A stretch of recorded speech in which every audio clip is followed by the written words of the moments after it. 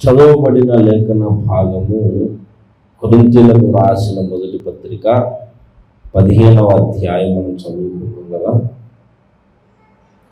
కొరింథీయులకు రాసిన మొదటి పత్రిక 15వ అధ్యాయం 58వ వచనం కదా. ఈ 15వ అధ్యాయం అంతటి మనం గమనించి చూస్తే ఇక్కడ ఒక సందేశం ఉంది. 15వ అధ్యాయం మొదటి నుండి చివరి వరకు ఎన్ని వచనాలు ఉన్నాయి? 58 వచనాలు.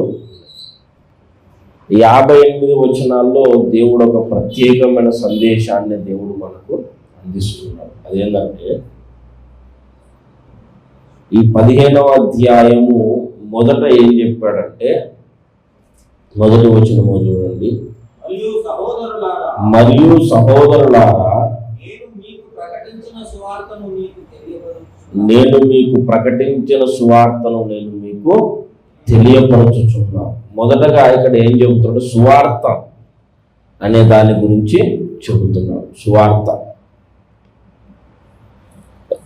సువార్త అంటే అర్థం ఏమిటంటే, సువార్త అంటే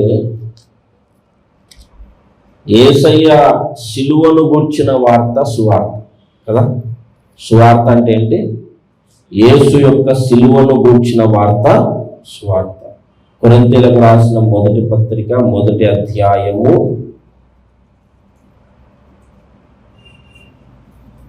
17వ వచనాన్ని మనం చూస్తే, బాప్తిస్మం ఇచ్చుటకు క్రీస్తు నన్ను పంపలేదు కానీ క్రీస్తు యేసు యొక్క సిలువ వ్యర్థము కాకుండానట్లు వాక్చాతుర్యము లేకుండా సువార్త ప్రకటించుటకే అన్నాడు. సువార్త ప్రకటించుటకే ఆయన నన్ను పంపాను. సువార్త అంటే మళ్ళీ కింద చెబుతున్నాడు, సిలువను గూర్చిన వార్త. సువార్త అంటే సిలువను గూర్చిన వార్త. సువార్త ప్రకటించుటకే నన్ను పంపించను అన్నాడు కదా. ఏం ప్రకటిస్తున్నాడు ఆయన? సువార్త ప్రకటించుటకే అన్నాడు. ఏం సువార్త ప్రకటిస్తున్నావయ్యా అంటే 21వ వచనం చూడండి. దేవుని జ్ఞానానుసారముగా లోకము తన జ్ఞానము చేత దేవునిని ఎరుగకుండినందున స్వార్థ ప్రకటనను వెర్రితనము చేత నమ్ము వారిని రక్షించుటకు దేవుని దయాపూర్వక సంకల్పమాయ. స్వార్థ ప్రకటించుటకు అన్నాడు ఇక్కడ కూడా. స్వార్థ ప్రకటన అంటే 23వ వచనంలో క్లియర్గా చెబుతున్నాడు. మేము సిలువ వేయబడిన క్రీస్తును ప్రకటించుచున్నాము. సువార్త ప్రకటించుచున్నాము అన్నాడు. ఏం సువార్త అంటే? సువార్త అంటే ఏంటి అంటే మేము సిలువ వేయబడిన క్రీస్తును ప్రకటించుచున్నాము. మనకు తెలుసు కదా, మార్కు సువార్త 16వ అధ్యాయం 16వ వచనంలో 15వ వచనం నుండి సర్వలోకానికి వెళ్ళి సర్వ సృష్టికి సువార్త ప్రకటించండి, నమ్మి బాప్తిసం పొందువాడు రక్షించండి. ఏం ప్రకటించాలంటే సువార్త ప్రకటించాలి. సువార్త ప్రకటించిన తర్వాత నమ్మి బాప్తిసం పొందిన వాడు రక్షించబడు. ఏం నమ్మాలి? సువార్త నమ్మాలి. సువార్త అంటే ఏంటి? సిలువను గుర్చిన వార్త. ఇప్పుడు సిలువ లేని వార్త అది సువార్త కాదు. సిలువ లేని జీవితం క్రైస్తవ జీవితం కాదు. సిలువ లేని వార్త సువార్త కాదు. చాలా మంది సువార్త చెబుతుంటారు, సిలువ లేకుండా సువార్త చెబుతుంటారు. సిలువను కూర్చున్న వార్త కనిపించకుండా సువార్త ప్రకటిస్తుంటారు. దేవుడు గొప్పవాడు, అద్భుతాలు చేస్తాడు, ఆశీర్వాదాలు ఇస్తాడు, సమాధానము శాంతి ఇస్తాడు, ఆయన ఈ లోకంలో ఏ బాధల నుంచి అయినా మనల్ని విడిపిస్తాడని సువార్త చెబుతారని ప్రయత్నం చేస్తారు. కానీ అది సువార్త కాదు. సువార్త అంటే దేవుడు చేసిన అద్భుతాలు చెప్పడం సువార్త కాదు. సువార్త అంటే దేవుడు మంచితనం చెప్పడం సువార్త కాదు. సువార్త అంటే దేవుడు మనల్ని ఆశీర్వదిస్తాడని చెప్పడం సువార్త కాదు. సువార్త అంటే నీకున్న ప్రతి సమస్య నుంచి దేవుడు విడిపిస్తాడని చెప్పడం సువార్త కాదు.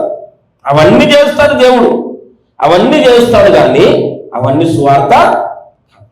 సువార్త అంటే సిలువను గూర్చిన వార్త సువార్త. యేసయ్య మన పాపాల కొరకు సిలువ వేయబడ్డాడు అని ప్రకటించడము సువార్త. హల్లెలూయా.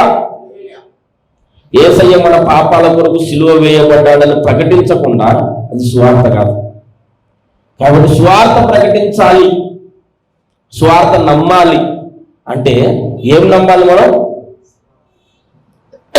సిలువ వేయబడిన యేసును మనం నమ్మాలి. హల్లెలూయా. సువార్త నమ్మాలంటే సిలువ వేయబడిన యేసును మనం నమ్మాలి. యేసయ్య నా పాపాల కొరకే సిలువ వేయబడ్డాడు అని మనం నమ్మాలి. అర్థమైందా? యేసయ్య నా పాపాల కొరకు సిలువ వేయబడ్డాడు, నా పాపాల కొరకు ఆయన చనిపోయాడు అని నమ్మకపోతే అది సువార్త కానే కాదు ప్రియులారా. కాబట్టి సువార్తలో మొదటి భాగమేమో సిలువ వేయబడిన క్రీస్తును నమ్మడం. సువార్త అంటే ఏంటో ఇంకా వివరించి చెప్పాడు 17వ అధ్యాయంలో 2 కొరింథీయులకు రాసిన మొదటి పత్రిక మనం చదువుకున్న వాక్యం దగ్గర 15వ అధ్యాయంలో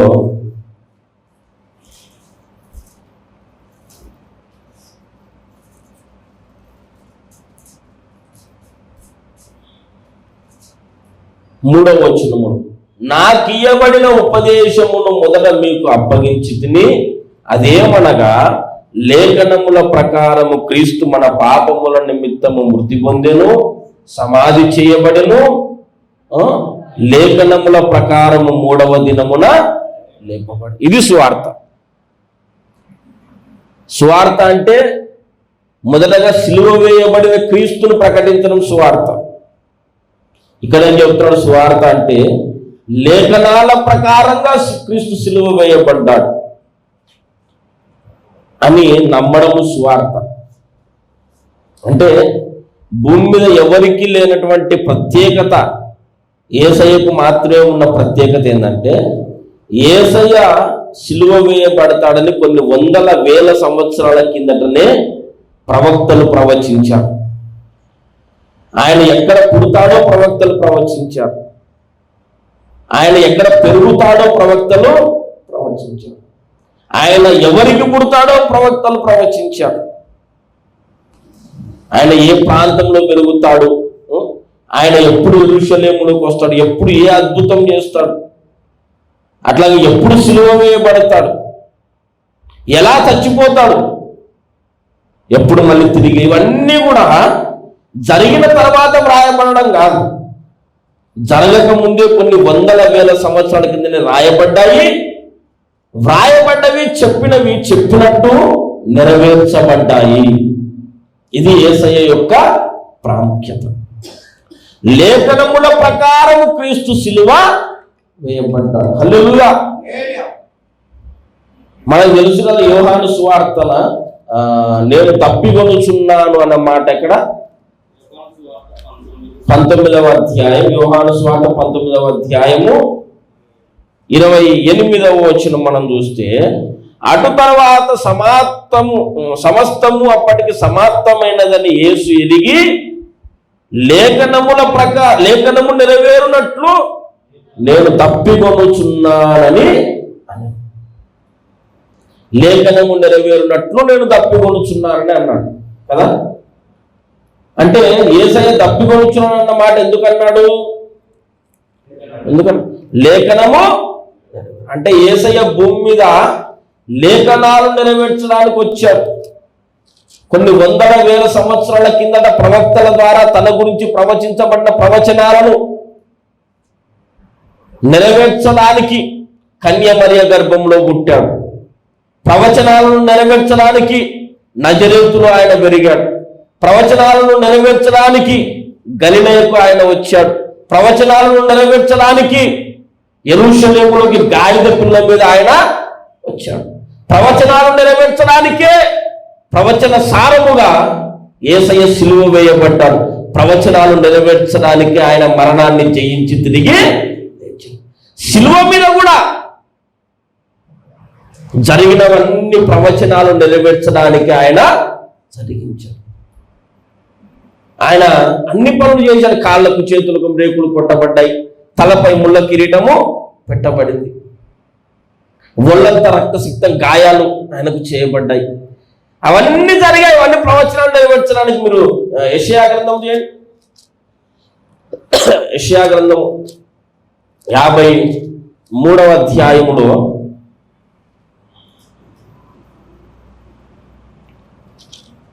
53వ అధ్యాయం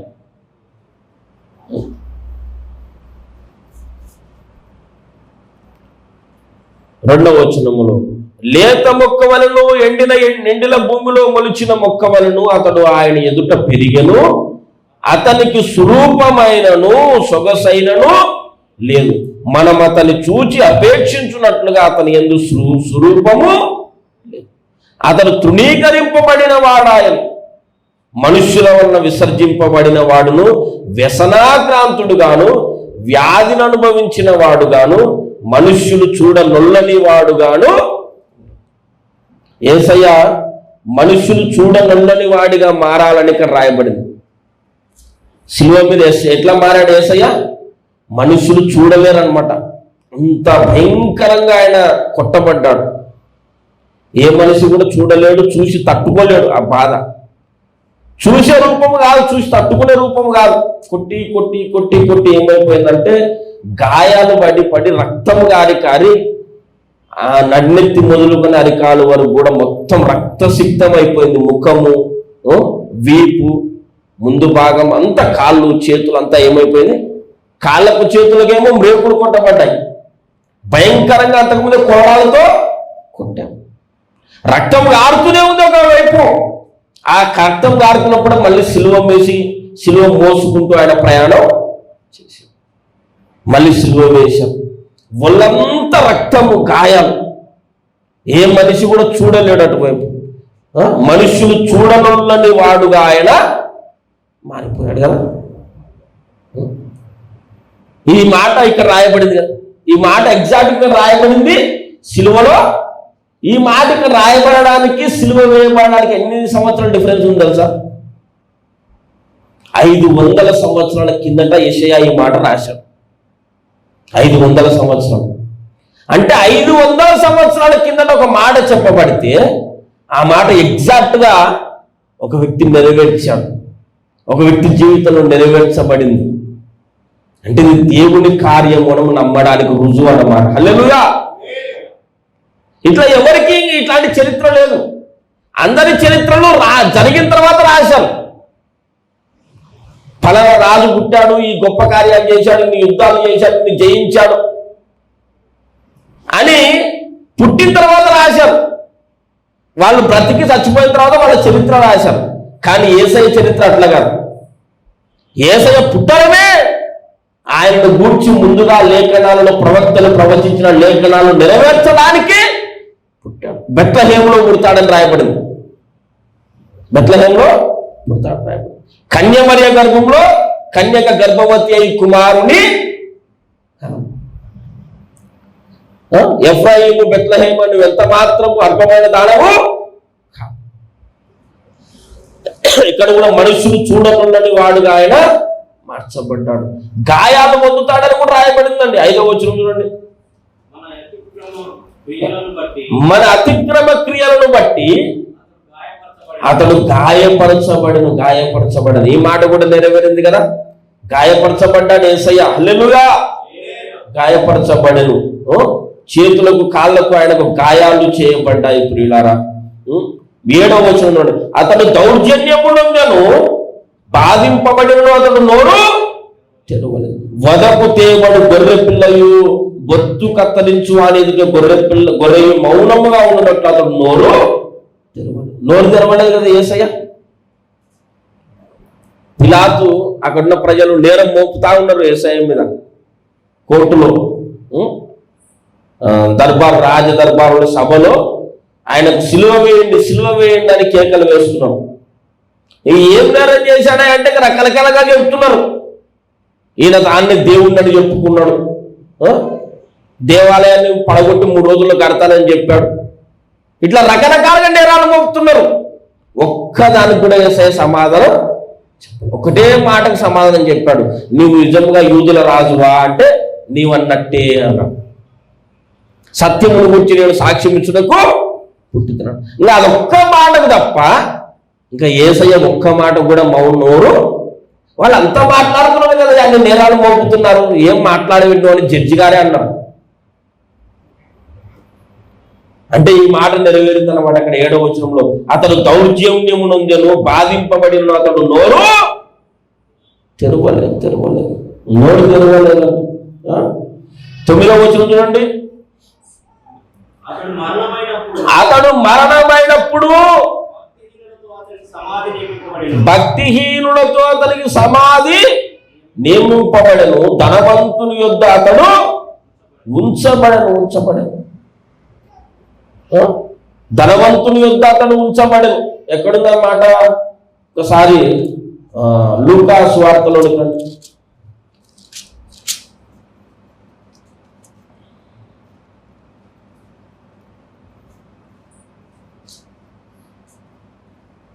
లూకా సువార్త కాదండి, మార్కు సువార్తలో రండి. మార్కు సువార్త 15వ అధ్యాయం, మార్కు సువార్త 15వ అధ్యాయము 43వ వచనం. 43వ వచనం గనుక సాయంకాలమైనప్పుడు అరిమత్య యోసేపు తెగించి పిలాతు వద్దకు వెళ్ళి యేసు దేహము తనకిమ్మని అడిగాను. అతడు ఏం వహించిన వాడంట? ఘనత. ఆ దేశంలో, ఆ రాజ్యంలో ఆయన బాగా ఘనుడు, అంటే బాగా డబ్బులున్నాయి, అన్ని ఉన్నాయి, పలుకుబడి ఉంది. అక్కడ ఏం రాయబడింది? ఆయన అడిగాడు అనమాట, యేసయ్యను సమాధి చేయడానికి మాకు అవకాశం ఇవ్వండి, యేసయ్య అవంటే బాడీ మాకు ఇచ్చేయండి అని అడిగాడు. ఆ మాట రాయబడింది యెషయా గ్రంథంలో. యెషయా గ్రంథం 53వ అధ్యాయంలో రండి మళ్ళీ. ఎక్కడ ఎన్నో వచనం ఉన్నది? 9వ వచనం. అతడు మరణమైనప్పుడు భక్తిహీనులతో అతనికి సమాధి నియమింపబడెను, ధనవంతుని యొద్ద అతడు. ఈ మాట కూడా నెరవేరింది కదా. యోసేపు, అరిమత్య యోసేపు ఆయన సమాధిలోకి తీసుకుపోయాడు. తర్వాత ఇంకేమిటండి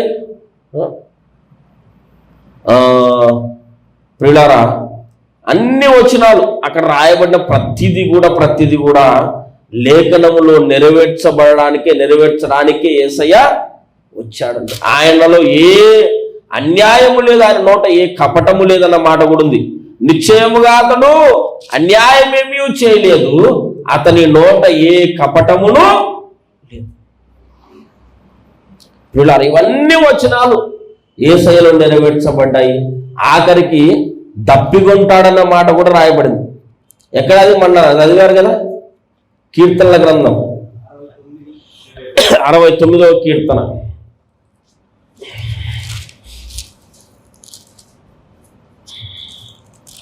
69వ కీర్తనలో ఎన్నో వచనం? 21వ వచనం. వారు చేదును నాకు ఆహారముగా పెట్టిరి, నాకు దప్పిక అయినప్పుడు చిలకను త్రాగనిచ్చి. ఈ మాట గుర్తొచ్చింది యేసయ్యకు. ఈ మాట గుర్తొచ్చింది. తర్వాత ఇంకొక మాట కూడా నెరవేరింది, మీకు గుర్తుందా? ఇంకొక మాట ఏం మాట? నా దేవా నా దేవా నన్నెందుకు చేయి విడిచితివి. 22వ కీర్తన 22వ కీర్తన మొదటి వచనం. నా దేవా నన్నెందుకు చేయి విడిచితివి, విడనాడితివి అన్న మాట ఇక్కడ ఉంది. అక్కడేమో చేయి విడిచితివి అన్నాడు. అంటే మీరు బాగా ఆలోచన చేయండి. అన్ని విషయాలు అతడు మనుషులు చూడనున్నడుగా వాడుగా మారుతాడు, ఆ మాట నెరవేరింది. అతడు దౌర్జన్యం చేయబడి కూడా నోరు తెరవకుండా మౌనంగా ఉంటాడన్న మాట నెరవేరింది. అతడు గాయాలు పొందుతాడు, మన అతిక్రమముల నిమిత్తం అతడు గాయపరచబడను, అంటే గాయాలు పొందుతాడన్న మాట నెరవేర్చబడి. ధనవంతుని యొక్క అతనికి సమాధి నియమించబడుతుందన్న మాట నెరవేర్చబడింది. ఆయనలో ఏ దోషం కనిపించలేదని పిలాతు చెప్పాడు, ఆ మాట నెరవేర్చబడింది. నా దేవా నన్ను ఎందుకు చేయి విడిచితివి అని అంటాడన్న మాట నెరవేర్చబడింది. అట్లాగే ఆయన నేను తప్పికొలుచున్నానని అనాలి అని కూడా లేఖనాలు రాయబడింది. ఆ మాట కూడా, అంటే ప్రతిదీ కూడా మళ్ళీ చెప్తున్న భాగం, బెత్లెహేములో పుడతాడన్న మాట నెరవేర్చబడింది. కన్యమరియ గర్భంలో పుడతాడన్న మాట ముందుగానే ప్రవచించబడి తర్వాత నెరవేర్చబడింది. అట్లాగే నజరేతుడు ఆయన పెరుగుతాడన్న మాట నజరేయుడు అనబడును అన్న మాట ఉంది, ఆ మాట నెరవేర్చబడింది. గలిలయలో ఉంటాడన్న ఆ మాట నెరవేర్చబడింది. యెరూషలేములో గాడిద పిల్ల మీద ఆయన వస్తాడన్న మాట నెరవేర్చబడింది. యెరూషలేములోకి వచ్చినప్పుడు ఆయన మందిరమును కూర్చున్న ఆసక్తి చేత ఆయన భక్షించబడతాడన్న మాట కూడా నెరవేర్చబడింది. మీరు ఒకసారి 61వ కీర్తన తీయండి ఒకసారి.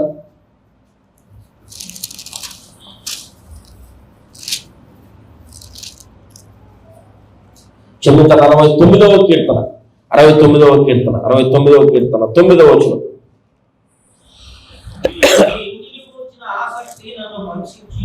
నీ ఇంటిని గూర్చిన ఆసక్తి నన్ను భక్షించి ఉన్నది. నీ ఇంటిని గూర్చిన ఆసక్తి నన్ను భక్షించి ఉన్నది. ఆ మాట కూడా నెరవేరిందండి. మీరు ఒకసారి 21వ అధ్యాయం, మత్తయి సువార్త 21వ అధ్యాయం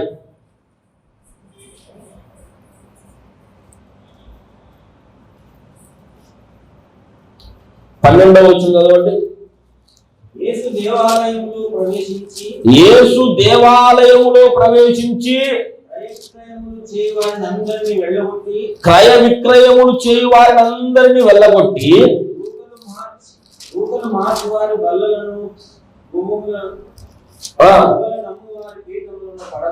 గువ్వలు నమ్ము వారి పీఠములను పడద్రోసి నా మందిరము ప్రార్థనా మందిరం అనబడును అని వ్రాయబడి ఉన్నది. అయితే మీరు దానిని దొంగల గృహగా చేసేవారని చెప్పాడు కదా. ఇదే మాట యోహాను సువార్తలో కూడా రాయబడింది. మీరు చూడండి, యోహాను సువార్త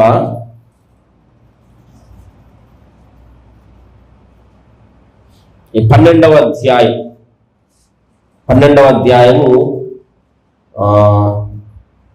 13వ వచనం నుండి చదవండి. ఖర్జూరపు మట్టలు పట్టుకొని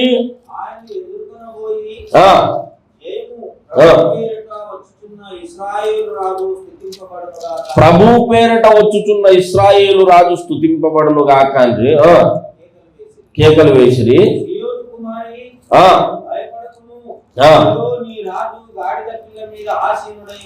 ఇదిగో నీ రాజు గాడిద పిల్ల మీద ఆసీనుడై.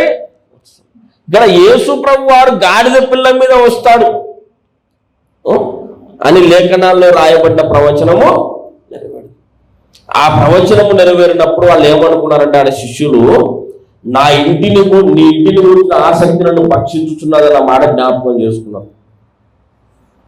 ఇప్పుడు ఇట్లా మొత్తం ప్రతిదీ కూడా లేఖనాలు నెరవేర్చడానికి లేఖనముల ప్రకారము యేసయ్య భూమి మీదకి వచ్చాడు, భూమి మీద బ్రతికాడు. లేఖనముల ప్రకారం ఆయన మరణించాడు. మళ్ళీ మన మూలవాక్యం దగ్గర 2 కొరింథీయులకు రాసిన మొదటి పత్రిక 15వ అధ్యాయం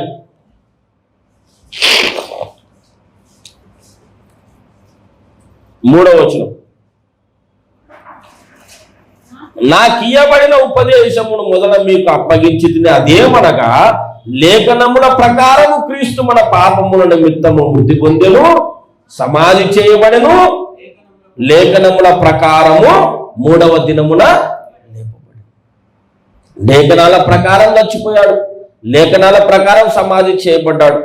ఎక్కడ సమాధి చేయబడతాడు రాయబడింది కదా, భక్తిహీనులతో అతనికి సమాధి నియమింపబడిన మాట ఉంది కదా 9వ వచనంలో, యెషయా 53:9.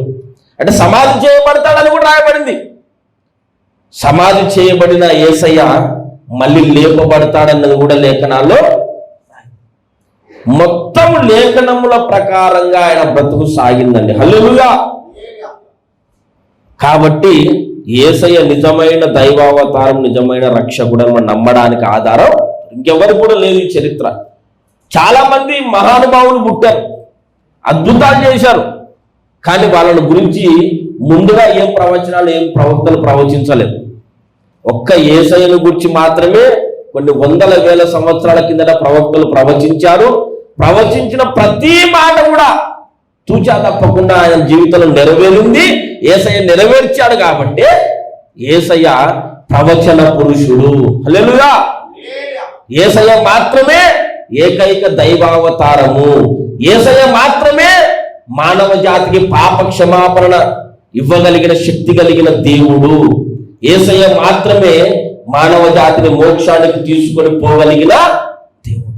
ఎందుకంటే ఆయన బ్రతుకును గురించి, ఆయన పుట్టుకను గురించి, ఆయన మరణాన్ని గురించి, ఆయన సమాధిని గురించి ప్రతిది కూడా కొన్ని వందల వేల సంవత్సరాల కిందట ప్రవక్తలు ప్రవచించారు. ప్రవచించినట్లుగా ఎగ్జాక్ట్ గా ఆయన జీవితంలో జరిగింది, ఆయన జరిగించాడు.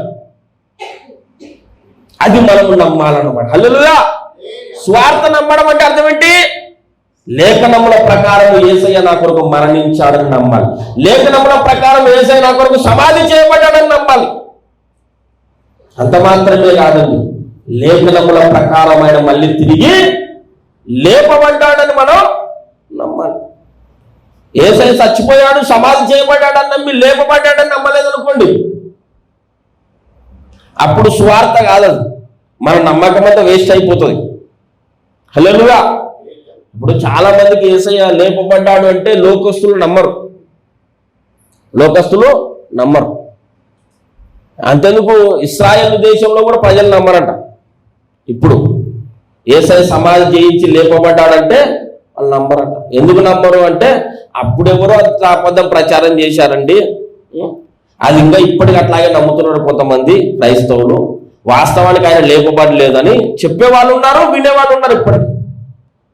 కానీ దేవుడు మనకు అనుగ్రహించిన ప్రత్యక్షత ఏంటంటే ఆయన మరణించాడు, సమాధి చేయబడ్డాడు, మళ్ళీ తిరిగి. ఒకవేళ యేసయ్య లేపబడలేదు అనుకోండి, ఒకవేళ అప్పుడు ఏం జరుగుతుందో తెలుసా? మీరు చూడండి, కొరింథీయులకు రాసిన మొదటి పత్రిక 15వ అధ్యాయంలో ఏం జరుగుతుంది అంటే,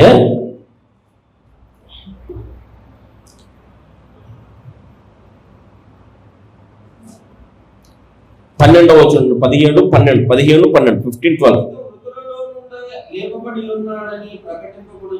క్రీస్తు మృతులలో నుండి లేపబడి ఉన్నాడని ప్రకటించబడుచుండగా మీలో కొందరు మృతుల పునరుద్ధానము లేదని ఎట్లు చెప్పుచ్చు. అంటే కొంతమంది ఏమనుకుంటున్నారు?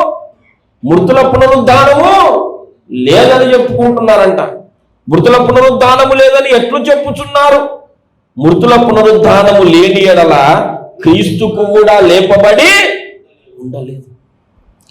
క్రీస్తు లేపబడకపోతే ఏం జరుగుతుందో చెప్పాడు 14లో. మరియు క్రీస్తు లేపబడి ఉండని ఎడల మేము చేయు ప్రకటన వ్యర్థమే, మీ విశ్వాసము వ్యర్థమే. దేవుడు క్రీస్తును లేపినని ఆయనను గూర్చి మేము సాక్ష్యము చెప్పి ఉన్నాము కదా.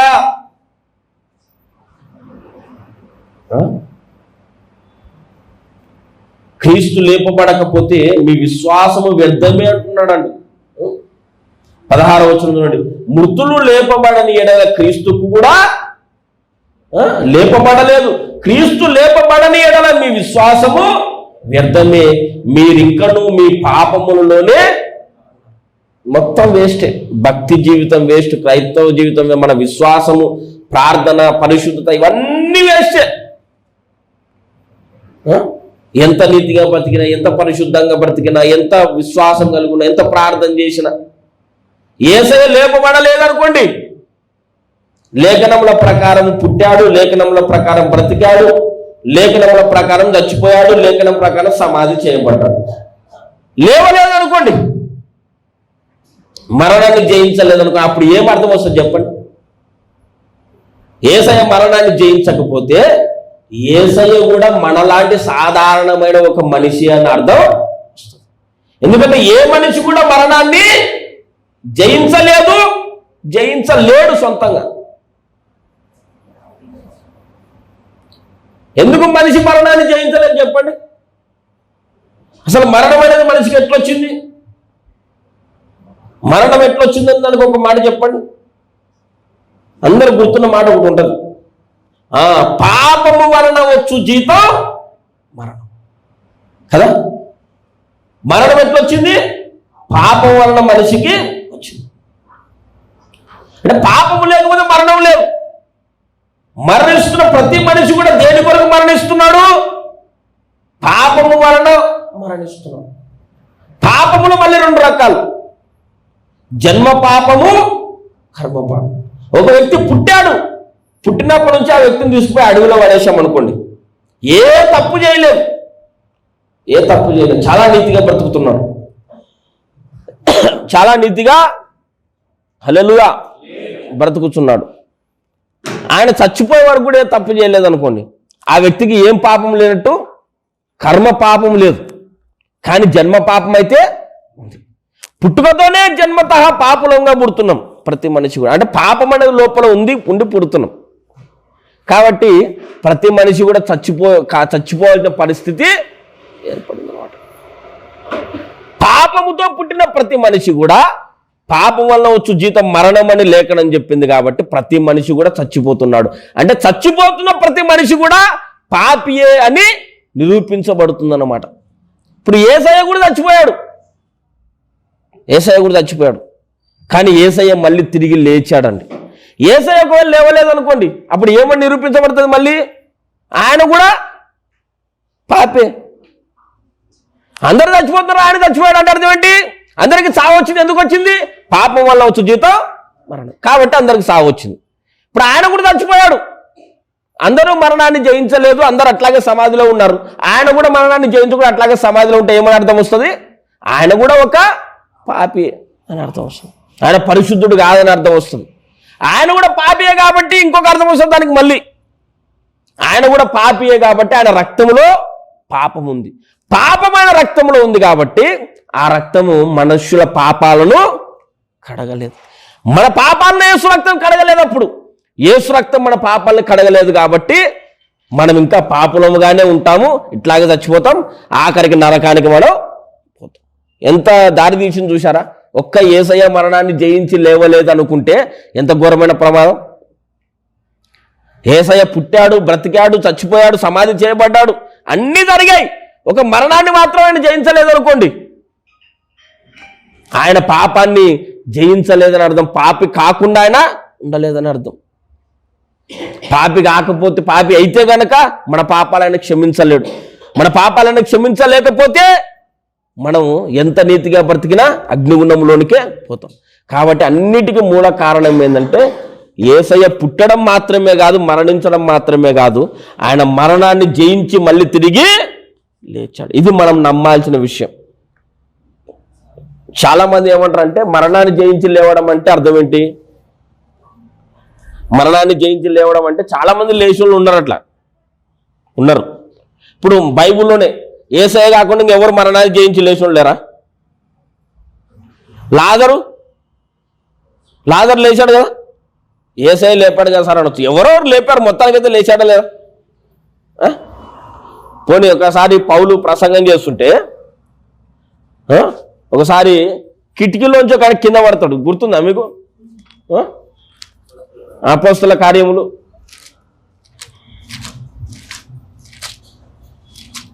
20వ అధ్యాయం అనుకుంటా, 20వ అధ్యాయం.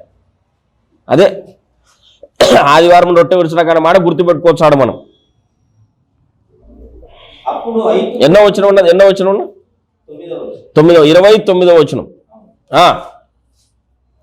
7వ వచనం నుంచి చదవండి. ఆదివారం మేము రొట్టె విడుచుట కూడినప్పుడు పౌలు మరునాడు వెళ్ళై ఉండి వారితో ప్రసంగించుచు అర్ధరాత్రి వరకు విస్తరించి మాట్లాడుచుండెను. మేము కూడి ఉన్న మేడగదిలో అనేక దీపములు ఉండెను. అప్పుడు ఐతుకు అను ఒకడు యవనస్తుడు కిటికీలో నుండి కూర్చుని గాఢ నిద్రపోయి పౌలు చాలాసేపు ప్రసంగించుతుండగా నిద్రభారం వలన జోగి 3వ అంతస్తు నుంచి కింద పడి చనిపోయిన వాడ ఎత్తబడను. అక్కడ పౌలు ఏం చేశాడు? అంతటా పౌలు కిందికి వెళ్ళి అతని మీద పడి కౌగిలించుకొని, మీరు తొందరపడకుడి, అతనిలో ప్రాణం ఉన్నదని వారితో చెప్పాను. అతడు మరలా పైకి వచ్చి రొట్టె విరిచి ప్రాణం ఉన్నదని వారితో చెప్పాను ప్రియులారా. అతడు మరలా పైకి వచ్చి రొట్టె విరిచి పుచ్చుకొని తెల్లవారు వరకు విస్తారంగా సంభాషించి బయలుదేరను. వారు బ్రతికిన ఆ చిన్నవారిని తీసుకొని వచ్చినప్పుడు వారికి విశేషమైన ఆదరణ కలిగి. పైన ప్రాణం పోయింది అన్నాడు, మళ్ళీ కింద బ్రతికిన ఆ చిన్నవాడిని అన్నాడు. ప్రాణం పోయినాడు బ్రతికాడు అనమాట. అంటే ఇక్కడ పౌలు కూడా ఒక వ్యక్తిని లేపినట్టే కదా. ఇక్కడ ఒక వ్యక్తి యాయీరు కుమార్తె చచ్చిపోయి లేపబడింది. ఎంతో మంది చచ్చిపోయి లేపబడ్డారండి. చచ్చిపోయి లేపబడిన వాళ్ళందరూ యేసయ్యకి సమానులేనా అప్పటికి? ఎందుకు గారు? కరెక్ట్. హల్లెలూయా. చాలా మంది చచ్చిపోయి బతికిన ఉన్నారు. అంతెందుకండి, మొన్నటికి మన సునీల్ తెలుసు కదా మీకు. సునీల్ ఒక సాక్ష్యం చెప్పాడు. వాళ్ళ బంధువు ఒక ఆమె చచ్చిపోయిందంట, ప్రాణం పోయింది. ఆ ఊర్లో నుంచి అంబులెన్స్లో తీసుకొని వస్తుంటే ప్రాణం పోయింది.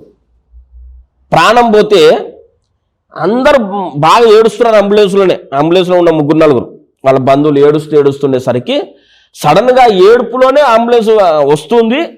సడన్గా దగ్గి ఆమె ప్రాణం వచ్చేసిందంట. అంటే ప్రాణం పోయి ప్రాణం మళ్ళీ తిరిగి వచ్చిన సందర్భాలు చాలా ఉన్నాయి లోకంలో. చచ్చిపోయి లేచిన వాళ్ళు చాలా ఉన్నారు లోకంలో. కానీ చచ్చిపోయి లేచిన వాళ్ళందరూ యేసయ్యతో సమానం కాదు. ఎందుకు కాదంటే చచ్చిపోయి లేచారు. లాజరు కూడా లేచాడు. ఇంకా లాజరుది అయితే మనం ఏ మాత్రం డౌట్ లేకుండా మనం నమ్మొచ్చు. 3 రోజులు అయితే అప్పటికే సమాధి చేయబడి. 3 4 3 రోజులా చూడాలా? వెంటనే ఏదైనా తప్పు చెప్తే వెంటనే కరెక్ట్ చేయాలా? మీరు డౌట్ రాకపోతే మీకు అర్థం కాలేదని నాకు అర్థమవుతుంది. 4 రోజులు కదా, 3 రోజులు అంటే ఎవరు మాట్లాడేది? యేసయ్య 3 రోజులు, లాజరు మనం 3 రోజులు అంటే ఎవరు అట్లాగే చూస్తున్నారు. అంటే మీరు ఎంతవరకు వింటారో అర్థమవుతుంది నాకు. లాజరు 4 రోజులు సమాధి చేయబడ్డాడు. 4 రోజులు కుళ్ళి కంపు కొడుతున్న శవాన్ని యేసయ్య లేపాడు. లాజరు కూడా లేచినట్టే కదా. లాజరును యేసయ్య లేపాడు సార్ అంటే యేసయ్యను కూడా దేవుడు లేపాడు అన్నది బైబిల్లో. యేసయ్య సొంతంగా లేచాడా, దేవుడు లేపాడా? లాజరు సొంతంగా లేచాడా, యేసయ్య లేపాడా? మరి యేసయ్యను కూడా దేవుడు లేపాడు అన్నది బైబిల్లో. మొత్తానికి లేచాడు, లాజరు లేచాడు, యేసయ్య ఇద్దరు ఒకటేనా? ఇద్దరు ఒకటే కాదు. ఎందుకంటే లాజరు చచ్చిపోయి లేచాడు, మళ్ళీ ఆయన చచ్చిపోయాడు. యేసయ్య చచ్చిపోయి లేచి మళ్ళీ చావలేదండి. మరెప్పుడు చచ్చిపోయినటువంటి పునరుద్ధాన శరీరాన్ని ఆయన ధరించుకో. హల్లెలూయా. కాబట్టి చచ్చిపోయి లేవడం కాదు, ఇంకెప్పుడు చావు లేని పునరుద్ధాన శరీరాన్ని ధరించుకోవడం. ఇది మనం నమ్మాల్సిన విషయం సువార్త అంటే. హల్లెలూయా. లేఖనముల ప్రకారము క్రీస్తు మన పాపముల నిమిత్తము చనిపోయాను, లేఖనముల ప్రకారము ఆయన చేయబడ్డాడు, లేఖనాల ప్రకారము ఆయన 3వ దినమున సమాధిని జయించి తిరిగి లేచాడు, లేచి పరలోకానికి వెళ్ళాడు. ఇది మనం నమ్మాల్సిన సువార్త. దీనిలో ఏది నమ్మకపోయినా మనకు రక్షణ లేదండి. చాలామంది యేసయ్య మంచోడని నమ్ముతారు, యేసయ్య ఎన్నో అద్భుతాలు చేశాడని నమ్ముతారు. ఎంతో మంచోడండి, ఆయనకు అన్ని అద్భుతాలన్నీ మేలు చేశాడు, కానీ పాపమైన ఆఖరు కొట్టి చంపేసినారు అని నమ్ముతారు. కానీ ఆయన మళ్ళీ లేచాడని నమ్మరు. వాళ్ళ స్వార్థ నమ్మినట్టేనా? వాళ్ళ స్వార్థ నమ్మలేదు. వాళ్ళకి రక్షణ ఉన్నట్టేనా? లేదు. ఇది దేవుడు మనలో పుట్టించాల్సిన నమ్మకం అండి. హల్లెలూయా. మనం అనుకుంటే కాదు, దేవుడు మనకు ఆ ప్రత్యక్షత ఇవ్వాలనడం, మన మెదడుకు ఆ ప్రత్యక్షత దేవుడు ఇవ్వాలి. లేఖనాల ప్రకారం యేసయ్య నా కొరకు చచ్చిపోయాడు, సమాధి చేయబడ్డాడు, మళ్ళీ తిరిగి లేపబడ్డాడన్న ప్రత్యక్షత దేవుడు ఎవరికైతే ఇస్తాడో వాళ్లకు రక్షణ కలుగుతుంది. నమ్మి బాప్తిసం పొంది వారు రక్షించబడును అంటే ఏం నమ్మాలి? యేసయ్య చచ్చిపోయాడని నమ్మాలి, యేసయ్య సమాధి చేయబడ్డాడని నమ్మాలి, యేసయ్య 3వ దినమున తిరిగి లేపబడ్డాడని నమ్మాలి. అలా నమ్మి దాన్ని ఏం చేయాలంటే సువార్త ప్రకటించాలి. మనం కూడా సువార్త ప్రకటించడం కూడా ఈ 3 చెప్పాలండి. సువార్త అంటే ఫస్ట్ ఏం చెప్పుకున్నాం మనం? సిలువను గూర్చిన వార్త సువార్త అని చెప్పుకున్నాం కదా. సువార్త అంటే పునరుద్ధానమును గూర్చిన వార్త కూడా. పునరుద్ధానమును గురించి చెప్పకపోతే అది సువార్త కాదు, సిలువను గురించి చెప్పకపోతే సువార్త కాదు. ఎట్లా? కానీ పునరుద్ధానమును గురించి కూడా చెప్పాలండి సువార్తలో. అపోస్తల కార్యములు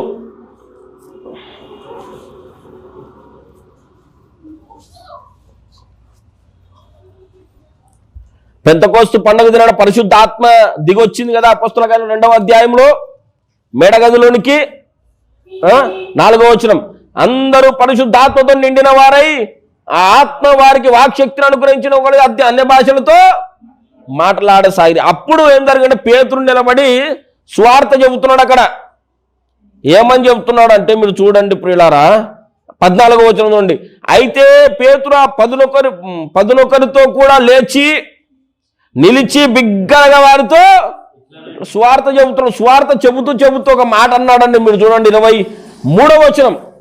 దేవుడు నిశ్చయించిన సంకల్పమును ఆయన భవిష్యత్తు జ్ఞానమును అనుసరించి అప్పగించబడిన ఈయనను మీరు దుష్టుల చేత సిలువ వేసి చంపించితురి. మరణము ఆయనను బంధించి ఉంచుట అసాధ్యము. తర్వాత దేవుడు మరణ వేదనలను తొలగించి ఆయనను లేపాడు. ఇది సువార్త. సువార్తలో సిలువ ఉండాలి, పునరుద్ధానము కూడా ఉండాలి. మరణము వేదనను తొలగించి దేవుడు ఆయనను లేపెను అన్నాడు కదా. 32వ వచనం చూడండి. 32వ వచనం. ఈ యేసును 32 చూస్తున్నాం. ఈ యేసును దేవుడు లేపెను, దీనికి మేమందరము సాక్షులం. ప్రియులారా 3వ అధ్యాయంలోనికి రండి. 3వ అధ్యాయం 15వ వచనం. 3:15. మీరు జీవాధిపతిని చంపితిని గాని దేవుడు ఆయనను మృతులలో నుండి లేపెను, అందుకు మేము సాక్షులం. ప్రతిసారి కూడా ఏం చెప్తున్నాడు ఇక్కడ? యేసయ్యను మీరు చంపారు, దేవుడు ఆయన లేపాడు, అందుకు మేము సాక్షులం. మనం దేనికి సాక్షులంగా ఉండాలి? సిలువ వేయబడిన యేసుకు మనం సాక్షులంగా ఉండాలి. అట్లాగే పునరుద్ధానుడైన క్రీస్తుకు కూడా మనం సాక్షులంగా ఉండాలి. హల్లెలూయా. యేసయ్య సిలువ వేయబడ్డాడని నమ్మాలి, పునరుద్ధానుడయ్యాడని నమ్మాలి. యేసయ్య సిలువను గురించి మనం ప్రకటించాలి, యేసయ్య పునరుద్ధానమును గురించి కూడా మనం ప్రకటించాలి. అది సువార్త. 2 సంగతులు చెప్తానండి. ఇప్పుడు 2 సంగతులు చెప్పాను. ఒకటేమో మనం ఏమి నమ్మాలి అన్నది. ఏం నమ్మాలి అంటే యేసయ్య నా పాపాల కొరకు లేఖన ప్రకారం చనిపోయాడని నమ్మాలి, సమాధి చేయబడ్డాడని నమ్మాలి. అంత మాత్రమే కాదు, నా కొరకు ఆయన మరణాన్ని జయించి లేచాడని నమ్మాలి. ఇది మనం నమ్మాల్సిన స్వార్థ. మనం ప్రకటించాల్సిన స్వార్థ కూడా ఇదే. ఈ మూడింటిలో ఏది నమ్మకపోయినా మనకు రక్షణ లేదు. అన్ని నమ్మాలి. 3 నమ్మిన తర్వాత మనం ప్రకటించేటప్పుడు కూడా ఏం ప్రకటించాలి? 3 ప్రకటించాలి.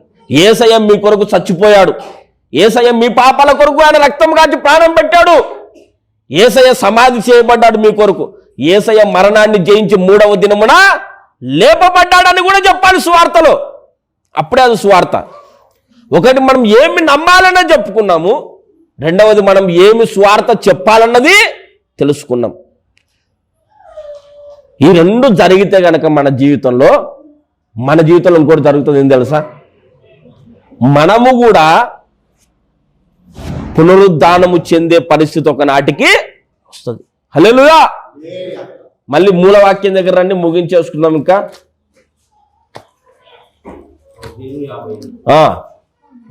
1 కొరింథీ పత్రిక 15వ అధ్యాయం. కాగా నా ప్రియ సహోదరులారా, మీ ప్రయాసము ప్రభువునందు వ్యర్థము కాదని మీరు ఎరిగి స్థిరులను కదలని వారును ప్రభు కార్యాభివందు ఎప్పటికీ ఆసక్తులునై. కాగా అన్న మాటతో ప్రారంభించాడు. కాగా అంటే అర్థం ఏంటి? కాబట్టి అంటే దానికి ముందేదో చెప్పాడనమాట. దానికి ముందు ఏం చెప్పాడంటే మృతులందరూ పునరుద్ధానము చెందుతారు అని చెప్పాడండి. 35వ వచనం చూడండి. అయితే మృతులు ఎలాగు లేతురు, వారెట్టి శరీరముతో వత్తురని ఒకడు అడుగును. ఓ అవివేకి, నీవు విత్తునది చచ్చితేనే గాని బ్రతికింపబడదు కదా.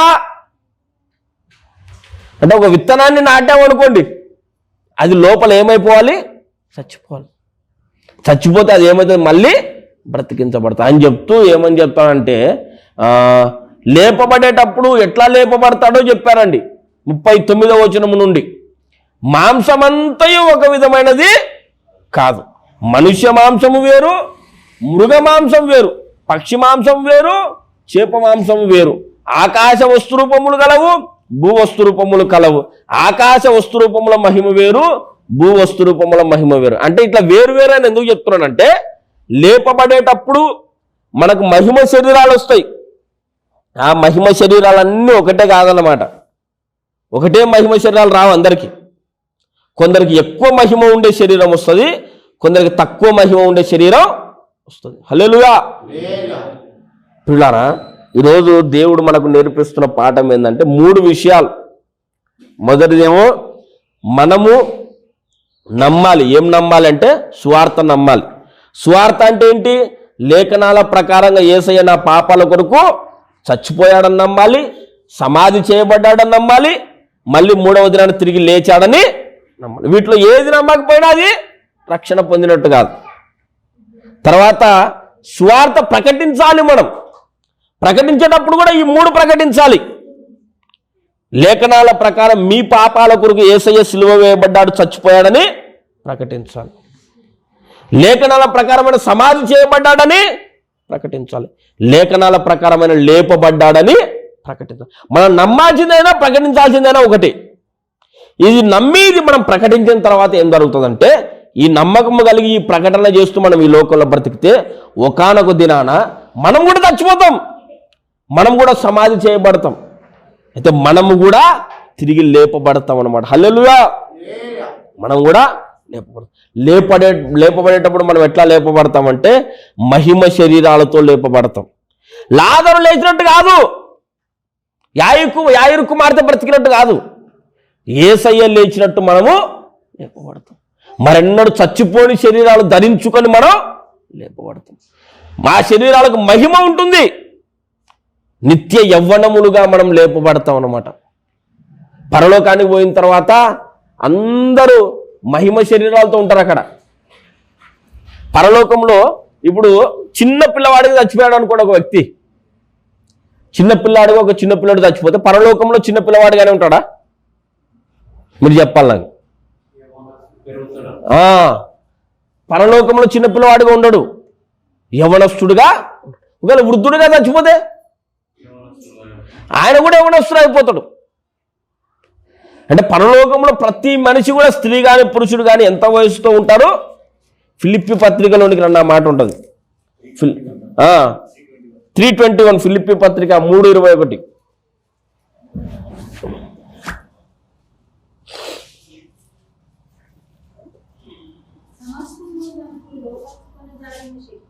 సమస్తమును తనకు లోపరుచుకొనజాలిన శక్తిని బట్టి ఆయన మన దీన శరీరమును తన మహిమ గల శరీరమునకు సమరూపము గల దానిగా మార్చుడు. యేసయ్యకు మహిమ గల శరీరం ఎప్పుడు వచ్చింది? ఏ వయసులో వచ్చింది? 33.5 సంవత్సరాల టైంలో కదా. ఆయన బ్రతికిన సంవత్సరాల నుండి భూమి మీద 33.5 సంవత్సరాలు, అంటే 33 సంవత్సరాలు 34 సంవత్సరాల వయసులో వచ్చింది. అంటే ప్రతి ఒక్కరికి కూడా మహిమ శరీరం వచ్చినప్పుడు ఏ వయసులో ఉంటారంటే వాళ్ళు సరిగ్గా యేసయ్య 33-34 సంవత్సరాలు అప్పుడు వచ్చింది కదా ఆయనకు మహిమ శరీరం, అదే సందర్భంలో మనకు వస్తుంది అనమాట. మనము ఈ లోకంలో 33-34 సంవత్సరాలప్పుడు ఎలా ఉంటామో పరలోకంలో అలా ఉంటాం అనమాట. యుగాలకు అంతం లేదు అక్కడ చిన్నపిల్లలు ఉండరు పరలోకంలో, చిన్నపిల్లలు ఉండరు పరలోకంలో, అట్లా ముసలోళ్ళు కూడా ఉండరు, అందరూ యవనస్తులుగా ఉంటారు అన్నమాట. ఈ యవనస్తులు ఎంతకాలం యవనస్తులుగా ఉంటారు? రాను వృద్ధులు అయిపోరు వాళ్ళు. యుగాలు అంతము లేని కాలం అంతా యవ్వన కాలమే పరలోకంలో. హల్లెలూయా. అట్టి ఉన్నతమైన మహిమ కొరకు మనల్ని పిలిచాడండి యేసయ్య. ఈ లోకంలో శరీరం మృతతుల్యమైపోతుంది, రోజులు గడిచే కొద్దీ శరీరం బలహీనమైపోతుంది, రోగాలు దీనికి వస్తాయి. కానీ పరలోకంలో ఆ సమస్య ఉండదు. నిత్య యవ్వనంతో మనం పరలోకంలో ఉంటాం. అసలు దేవుని ప్లాన్లో చిన్నపిల్లలు లేరు, వృద్ధులు కూడా లేరు. ఆదాము చేసినప్పుడు ఏ వయసుతో చేశాడు దేవుడు? చిన్నపిల్లడుగా చేశాడా?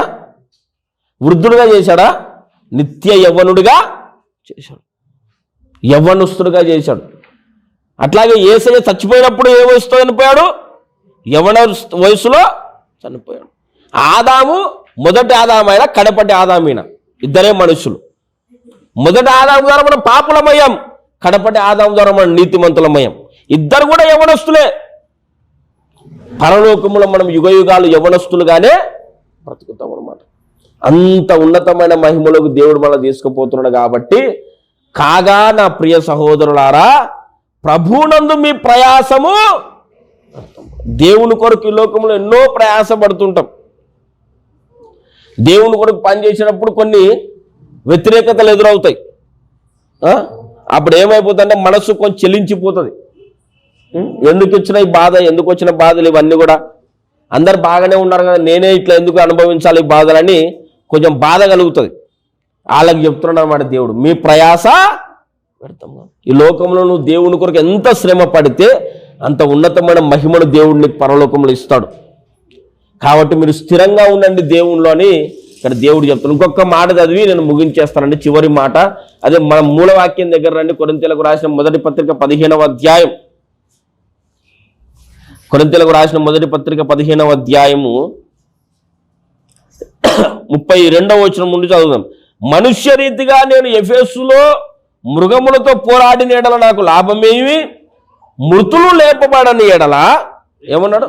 రేపు చనిపోదము కనుక తిందము త్రాగుదం, మోసపోకుడి, దుష్ట సాంగత్యము, మంచి నడవడిని చెరుపును, నీతి ప్రవర్తన గలవారై మేలుకొని పాపము చేయకూడదు. దేవుని గురించిన జ్ఞానము కొందరికి లేదు. ఇక్కడ ఏం చెప్పాడంటే, ఫస్ట్ ఏమో యేసయ్య మన పాపాల కొరకు మరణించాడు, సమాధి చేయబడ్డాడు, తిరిగి లేపబడ్డాడని చెప్పాడు. తర్వాతనేమో మనము కూడా ఈ 3 సువార్త ప్రకటించాలని చెప్పాడు.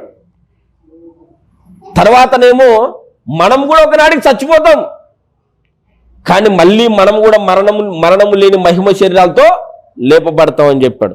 అట్లా లేపబడతాము కాబట్టి మనం ఏం చేయాలి అంటే నీతి ప్రవర్తన గలవారై మేలుకొనాలి అని చెబుతున్నాడు.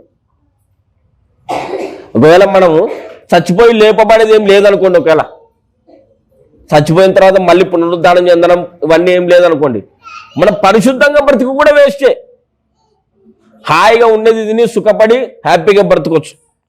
కానీ ఆ సుఖాలన్నీ సంతోషాలను వదులుకొని పరిశుద్ధంగా ఎందుకు బ్రతుకుతున్నాము అంటే, ఒకానొక దినాన నేను మళ్ళీ లేపబడతాను, చచ్చిపోయినా సరే లేపబడతాను, యేసయ్యతో పాటు పరలోకంలో ఉంటాను, ఈ లోకం శాశ్వతం కాదనే మనము నీతిగా సుఖం అన్నింటినీ వదిలేసుకొని నీతిగా యేసయ్య కొరకు బ్రతుకుతున్నాం. హల్లెలూయా.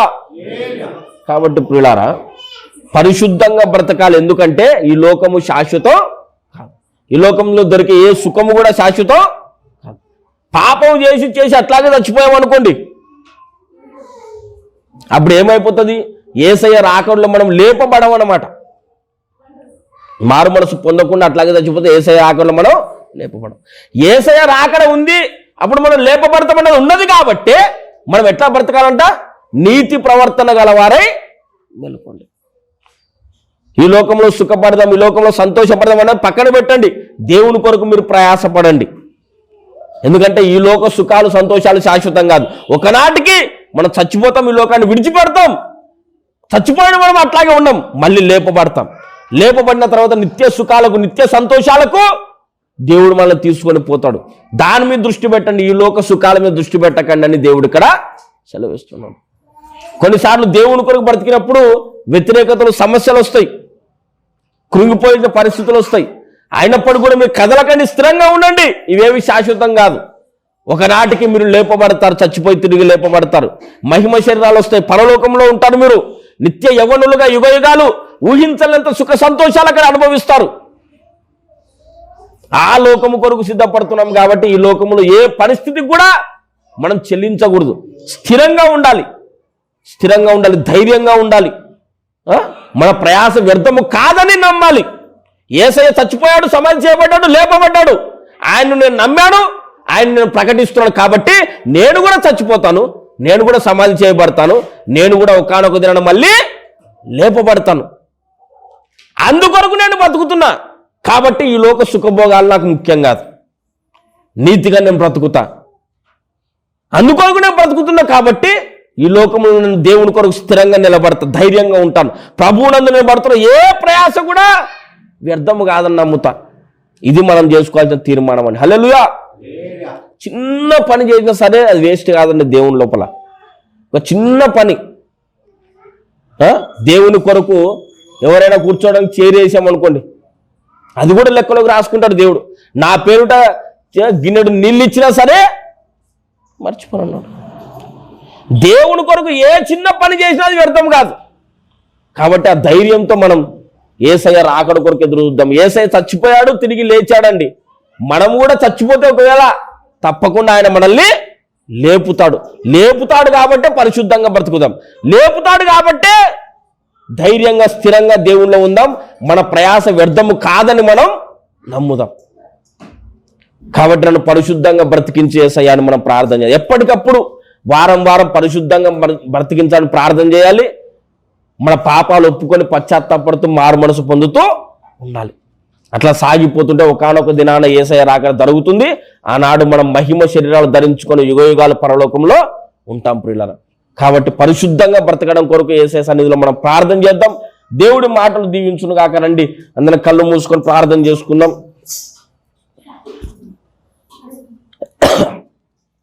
అందరం కూడా ప్రభు సన్నిధిలో కళ్ళు మూసుకొని మోకరించినట్లయితే ప్రార్థన చేసుకుందాం ప్రియులారా.